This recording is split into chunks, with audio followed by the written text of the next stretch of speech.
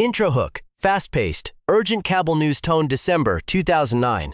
A team of elite structural demolition experts stands in the freezing morning air of Tianjin's premium coastal development zone, staring up at a multi-million-dollar engineering nightmare, 55,000 tons of high strength. Typhoon-hardened reinforced concrete are leaning visibly to the north.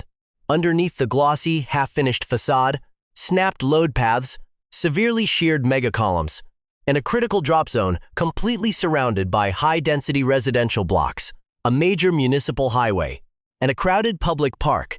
The engineers have exactly 3.5 seconds to get the explosive timing sequence right. If a single charge fires out of turn, this entire 31-story luxury residential monolith won't collapse into its own footprint. It will tip over sideways, striking like a concrete hammer directly into a packed neighborhood. This was the Shangxi Oasis Tower, a $200 million beacon of absolute architectural opulence that never welcomed a single wealthy resident, entirely defeated by the soft, unstable silt shifting silently beneath its massive foundation. Graphic. Engineering disaster. The Shangxi Oasis Tower, to understand how a structural marvel of this scale turned into a 55,000-ton tomb of wasted capital, we have to travel back to 2005. The coastal wetlands and reclaimed shorelines of northern China were experiencing an unprecedented, white-hot real estate boom. In major coastal hubs like Tianjin, Tangshan, and Guangzhou, developers were locked in a frantic arms race to plant massive luxury high-rises along newly reclaimed waterfronts. They were banking on a golden promise. Wealthy elite buyers would pay astronomical premiums for sweeping sea views and state-of-the-art, disaster-proof structural engineering. The Shangxi Oasis Tower was meant to be the crown jewel of this coastal gold rush. We are talking about a 31-story ultra-luxury condominium complex, 147 high-end residential suites, multiple infinity pools, private spas, panoramic gyms, and exclusive entertainment facilities. Standing nearly 130 meters tall, it was designed to dominate the skyline as one of the tallest, most luxurious waterfront residential structures in the entire northern development corridor. This was the ultimate trophy asset, the kind of building that looks absolutely flawless in glossy investor portfolios, promising wealthy families a lifetime of elite, secure beachfront living. Construction broke ground with massive fanfare in April 2006. Day and night, hundreds of workers poured tons of premium concrete, and by early 2008, the massive main tower structure had completely topped out. The glass curtain walls were already being installed, glinting in the morning sun. From the nearby coastal roads, the tower looked like the absolute future of the region, a project that would firmly position this reclaimed economic zone right alongside the elite skylines of Pudong or Shenzhen. But behind the gleaming glass and marketing hype, the future of the tower was already dead. The project had a terminal illness, and it was located precisely 36 meters below the surface, hidden deep inside a volatile subterranean layer of soil that absolutely no one on the executive team had properly analyzed. 3 radar. Coal silt and expandable clay layer. You see, reclaimed coastal zones and mudflats along China's major river deltas are not solid rock. They are geologically young, highly unstable, low-lying strips of sand, loose silt, and deltaic deposits sitting directly on top of massive ancient layers of soft, highly compressible clay. For a lightweight, low-rise commercial structure or a traditional residential block, this geological reality is manageable. But for a massive, 31-story concrete fortress concentrating tens of thousands of tons of dead weight onto a highly compact, concentrated footprint, it is a recipe for absolute catastrophe. The deeper you dig into these delta basins, the more geological traps you find. The primary geotechnical exploration contract for the Shangxi Oasis Tower was handed to a prominent municipal engineering bureau. Their role was absolutely vital to the structural integrity of the tower. Drill deep exploratory soil borings, map out the subsurface profile, and dictate a heavy foundation system that could safely transfer the colossal weight of 55,000 tons of concrete into deep, load-bearing strata. Their exploratory drills went down roughly 30 meters.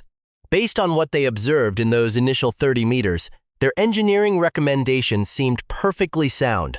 The design specified an advanced network of approximately 401 high-pressure, auger-cast grouted concrete piles. Each pile was about 40 centimeters in diameter, designed to be driven roughly 29 meters deep into a dense sand stratum that appeared perfectly stable and fully capable of sustaining the massive design loads. But it wasn't what they found that mattered. It was what they stopped short of finding, sitting just below their maximum drill depth, stretching from 36 meters down to nearly 58 meters below the surface, lay a massive, hidden deposit of highly active, expandable, and compressible marine clay. This wasn't some incredibly rare geological anomaly. Compressible clay formations are a textbook characteristic of deltaic environments along the coast. Any structural engineer worth their degree knows they are there, and they know exactly how this specific clay behaves. When you stack a massive, highly concentrated load directly on top of it, this clay undergoes a process known as consolidation. It slowly squeezed out its internal moisture under the immense pressure, compressing unevenly, unpredictably, and with structural consequences that compound exponentially over time, because the tower's 401 foundation piles were anchored entirely in the upper sand layer. The entire 55,000-ton weight of the 31-story concrete monolith was being transferred down 29 meters, turning the sand stratum into a massive structural piston. This sand layer was now focusing the immense, unmitigated weight of the skyscraper directly onto the uncharacterized, highly volatile clay layer below it. The foundation was deep, yes, but it wasn't deep enough. And that catastrophic blind spot between what was tested and what actually existed underground was about to trigger one of the most stunning, high-rise structural emergencies the city had ever witnessed. Serious, methodical, investigative, tone engineering chronology. Throughout 2006 and late 2007, the construction site of the Shengxi Oasis Tower was a symphony of non-stop, hyper-efficient engineering. Day and night shifts worked under blinding floodlights. Floor after floor of dense, reinforced concrete was poured, cured, and raised into the coastal skyline. Directly adjacent to the rising residential monolith, the project's massive, multi-level, post-tensioned parking structure was taking shape. This structure was designed as a heavy, sprawling concrete base physically tied into the tower itself, meant to provide retail space and high-end amenities for the incoming elite tenants by the first quarter of 2008 from any external vantage point. The project looked like a flawless triumph. Teams of specialized workers were scaling the exterior, anchoring heavy aluminum tracks, and installing premium insulated glass curtain walls. Investors were regularly touring the site, and the development firm was aggressively locking in high-value purchase contracts. The engineering timeline was moving perfectly on schedule. Then, in the spring of 2008, the ground began to push back. It started with a series of sharp, acoustic pops echoing through the lower levels of the construction zone, sounds that workers initially dismissed as standard site noise or settling equipment. But within days, structural reality manifested in the concrete itself. High-stress structural columns on the lower floors began to develop deep, diagonal fractures. These weren't the harmless, superficial hairline cracks that typically form as large volumes of concrete cure over time. These were violent, open shear cracks, unmistakable signs that the internal steel rebar was being subjected to forces it was never engineered to withstand at the exact same time. Severe structural distress rippled through the connection points joining the main high-rise core to the adjacent parking garage. Heavy load-bearing beams began to bow, and the concrete walls around the expansion joints began to spall, dropping heavy chunks of debris onto the garage floor. The site managers had no choice. In May 2008, an emergency order came down from the Municipal Construction Commission. Halt all construction immediately. Clear the site. Bring in the survey teams. When the structural forensic crews set up their digital laser levels and sub-millimeter geodetic monitoring systems, the data coming back was absolutely horrifying. Graphic. In FEV monitoring data, May 2008, structure action. Record dead settlement or post-tensioned garage 101 mm to 203 mm, 203 mm to 406 mm. Maximum differential. greater than 355 millimeters 14 in. To understand how catastrophic these metrics are, you have to look at standard high-rise structural tolerance. Foundation engineers plan for total settlement measured in tiny fractions of a centimeter, uniform, controlled sinking that stabilizes over a period of years. A differential settlement of more than 355 millimeters across a single interconnected structural footprint is not a minor calculation error. It is a full-scale structural emergency. The building wasn't just settling, it was actively tearing itself apart in slow motion. Because the massive, heavy residential core weighed exponentially more than the low-rise parking structure, it was plunging into the earth at twice the speed, turning the physical joints between the two buildings into a catastrophic structural fault line. Within weeks, the local engineering community and the media had given the project a chilling new moniker: the Leaning Tower of the Northern Development Zone. The structural mechanics occurring at the tower-to-garage connection were where things shifted from an expensive engineering challenge to an absolute, irreparable disaster.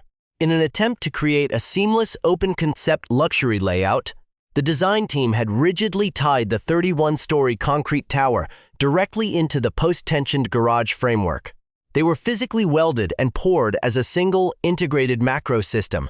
Consequently, as the main tower sank deeper into the unmapped, soft clay stratum below, it generated millions of newtons of unmitigated shear and bending stress at every single connection point along the garage line. The concrete columns couldn't take the load. They began to spall violently, exploding outward as the internal pressure pushed the concrete past its ultimate compressive strength, leaving the heavy internal steel rebar exposed, buckled, and twisted. In a desperate, frantic bid to stabilize the failing structure, emergency engineering crews rushed into the lower levels to install massive, temporary aluminum shoring towers and heavy steel jackets around the most compromised columns. They were trying to stop a progressive collapse. But these emergency field modifications actually introduced a dangerous layer of unpredictability.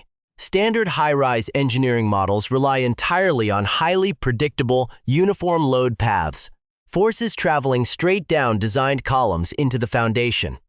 The moment you start inserting hundreds of temporary, improvised metal props into a massive building that is actively shifting and tilting, those engineering calculations are thrown completely out the window. The structural engineers who were called in to inspect the interior damage noted that the crushed concrete, sheared beams, and buckled floor slabs looked exactly like the aftermath of a major earthquake. But there had been no seismic activity in the region. There were no high winds. There was only the immense, unforgiving law of gravity pushing a 55,000-ton concrete monument down into a hidden trap of compressible mud, and an entire structural system failing to survive the soil beneath its own weight. Analytical investigative tone, forensic pathology. As the structural crisis at the Shengxi Oasis Tower worsened, the site was permanently cordoned off.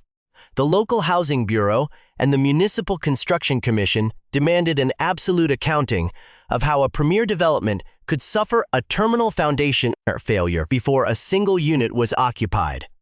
The developer was forced to bring in forensic, structural specialists from the China Academy of Building Research alongside senior engineers from Walter P. Moore and Associates Elite Structural Failure Division. Their mission was highly technical. Determine the exact rate of ongoing displacement, map the underground progression of the failure, and answer the ultimate question: could this 55,000-ton concrete fortress be saved, or was it a total structural loss?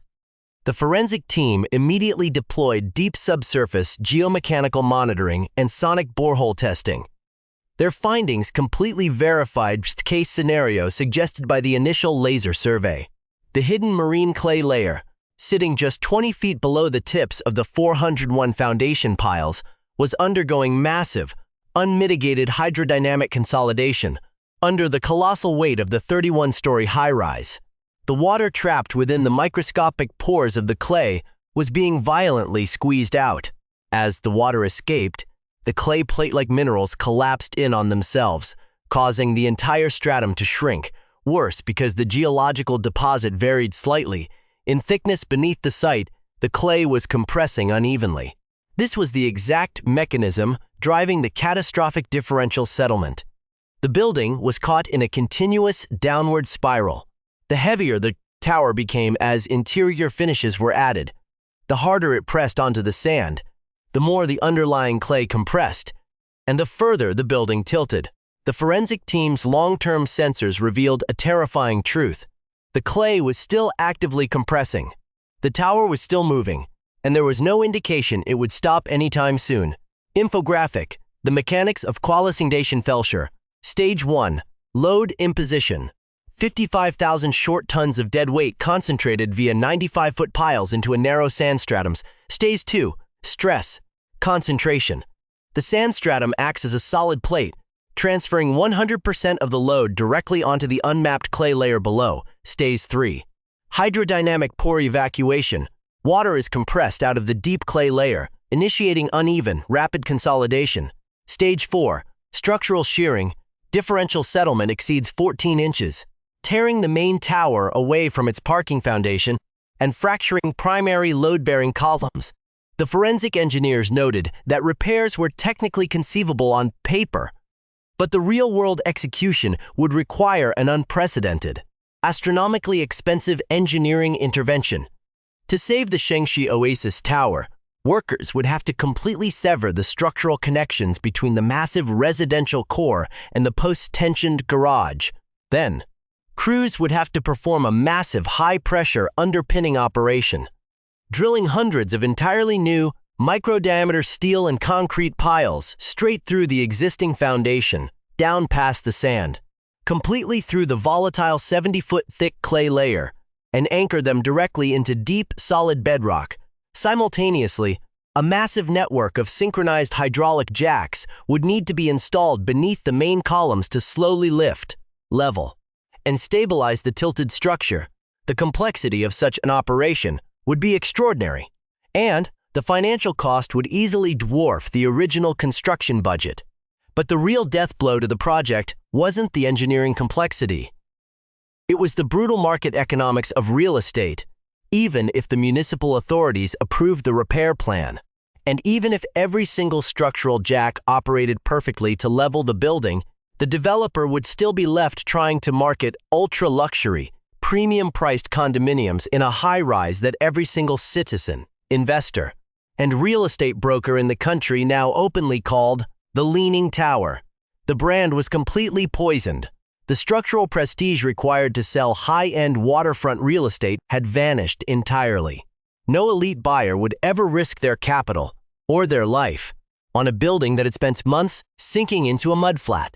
The economics didn't just look unfavorable, they were mathematically impossible. By late 2009, after months of intense deliberation, legal reviews, and structural audits, the developer and the Municipal Housing Bureau came to a grim, historic agreement.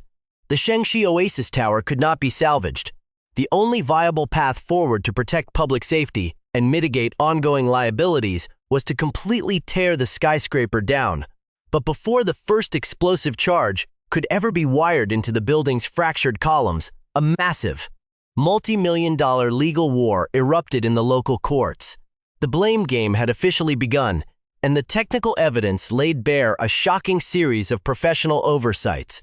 Dramatic, high-stakes courtroom and in 5 preparation tone.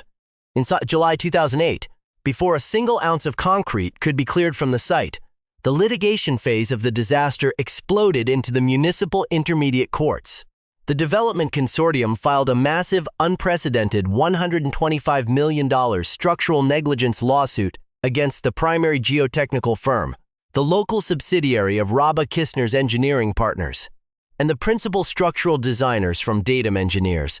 The legal filings were sharp, precise, and deeply damning. The developer's legal team alleged gross professional negligence, flawed structural modeling, and a geotechnical investigation that had committed the ultimate engineering sin, stopping exactly 20 feet short of the one geological hazard that mattered most. The entire courtroom battle centered squarely on a catastrophic failure of data collection. The geotechnical consultants had authorized a maximum pile depth of 29 meters based on exploratory soil borings that extended only a few meters deeper. They had treated the dense sand layer as an infinite, unyielding bedrock stratum. But as the forensic data from the China Academy of Building Research clearly demonstrated, the highly volatile, compressible marine clay layer was sitting right there, waiting between 36 and 58 meters below grade. The entire foundation system of this multi-million-dollar coastal landmark had been engineered, approved, and constructed based on completely blind, incomplete data. The engineering team had calculated every single load path under the assumption of stable ground, missing the most critical geological variable in the entire structural equation.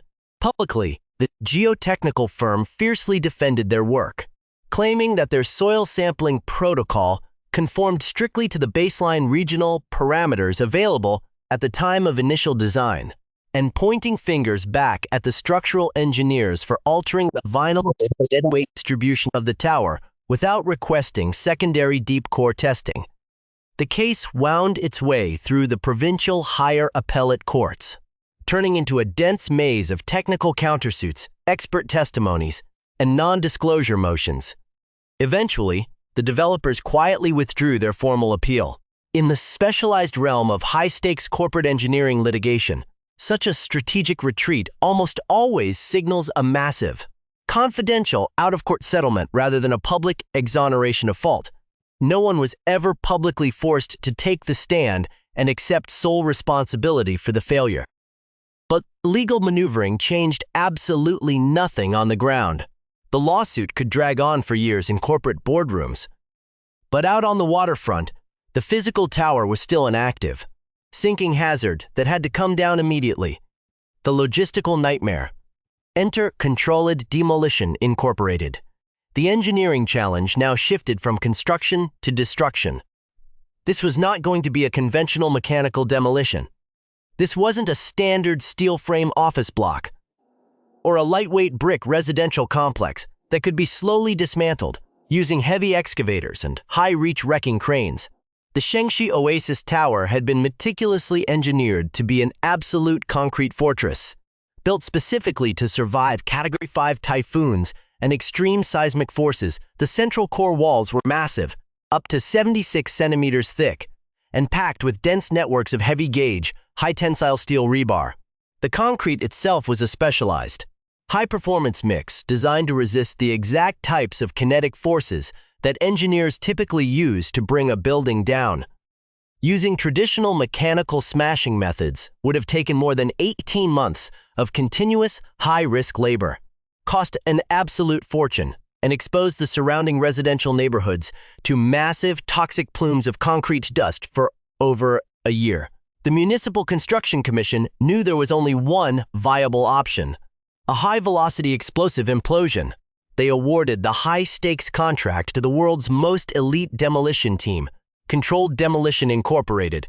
When the CDI structural blast engineers arrived on site in late 2009, they realized they were staring at one of the most volatile, mathematically complex demolition projects in modern engineering history. In their official assessment, the CDI team ranked the Shengxi Oasis Tower as the second most difficult implosion ever attempted anywhere on Earth, surpassed only by the legendary demolition of the Seattle Kingdom at its absolute dry weight. The half-finished luxury high-rise tiptoed the scales at approximately 5 short tons over 50,000, registering as a massive 55,000 short-ton block of reinforced concrete. This made it the largest, heaviest single reinforced concrete structure ever slated for explosive implosion in the history of global demolition. By bringing it down, the team would be shattering their own previous world records for high-rise explosive engineering. But the sheer physical mass of the building was only half the problem. The true nightmare lay in its compromised structural state. Because the building had experienced severe, uneven differential settlement, it was already a wounded giant. The load paths were completely broken. The central core was leaning heavily to the north. Columns on the lower floors were fractured, and the interior was packed with hundreds of temporary aluminum shoring props and improvisational steel jackets. No one had ever attempted to implode a skyscraper that was already actively failing and structurally unpredictable. Furthermore, the physical drop zone was terrifyingly tight.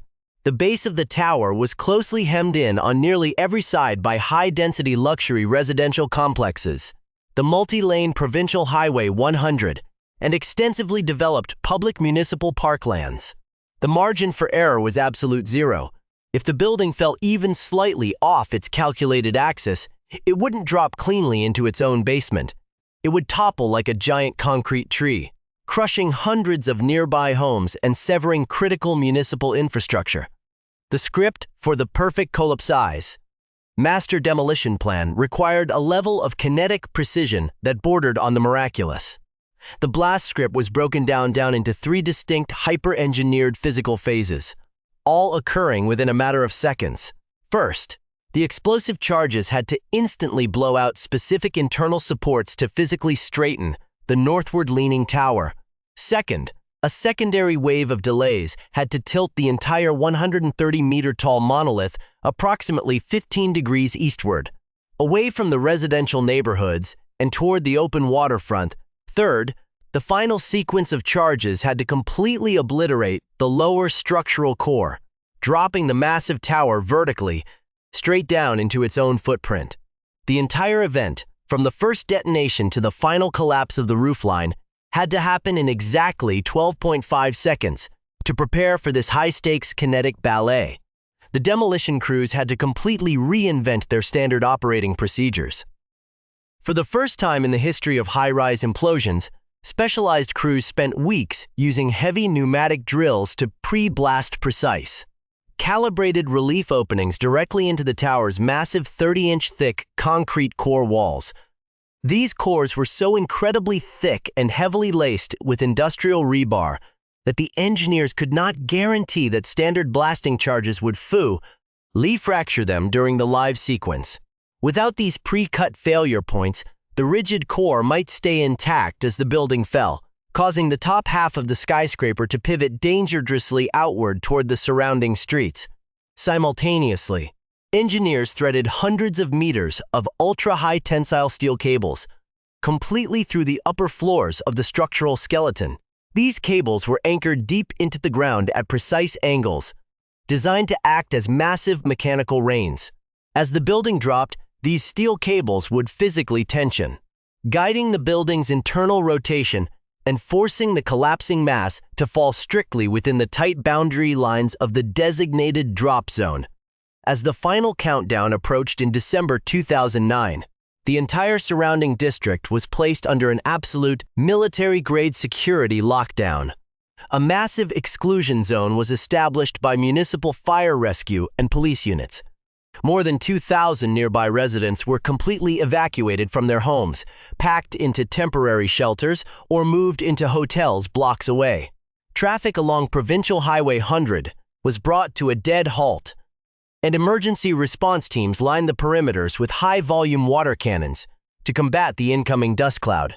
Inside the command bunker, the lead blast coordinator stared at the firing panel. The entire success or failure of the operation, the safety of an entire residential district, hung entirely on a tiny 3.5-second window inside the electronic delay sequence. 3.5 seconds of precision timing separated a flawless, textbook engineering demolition from an absolute civilian catastrophe. Climactic, reflective finale tone. The final countdown reaches zero. A sharp, rapid-fire succession of deep, concussive booms rips through the morning air of the coastal development zone. Inside the lower levels of the Shengxi Oasis Tower, hundreds of carefully sequenced explosive charges detonate in a flawless microsecond array.